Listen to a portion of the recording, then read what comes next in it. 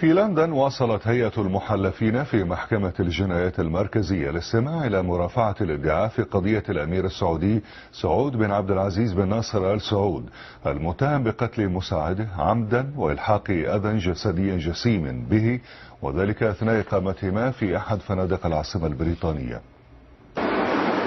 تفاصيل جديدة ومثيرة تتكشف يوما بعد آخر في محكمة الجنايات المركزية أولد بيلي في لندن، حيث يحاكم الأمير السعودي سعود بن عبد العزيز بن ناصر آل سعود بتهمتي القتل العمد وإلحاق أذى جسدي جسيم بمساعده أو خادمه كما يقول الادعاء بندر عبد العزيز، وهو سعودي الجنسية أيضا.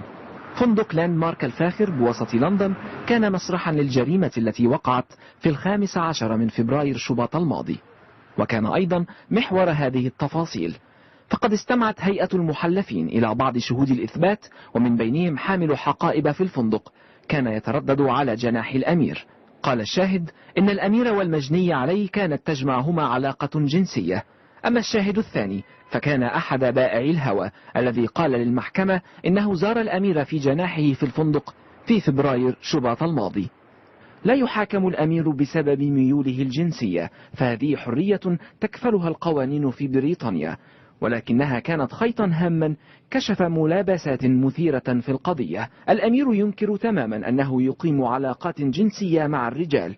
يرد الادعاء أن في حوزته أدلة ثبوتية عثرت عليها الشرطة في جناحه بالفندق تؤكد هذه الأدلة أنه كان مثليا، ومن بينها كمبيوتر شخصي تحتوي ذاكرته على مواقع للمثليين جنسيا من الرجال، دليل سفر للمثليين، وهو يوضح الأماكن التي يتردد عليها المثليون حول العالم، هذا بالإضافة إلى هاتف محمول به صور لبندر القتيل تظهره وهو شبه عار.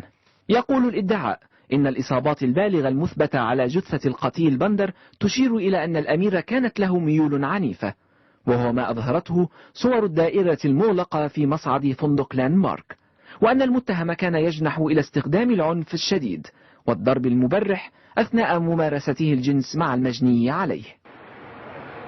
انتهت جلسة أخرى من المحاكمة.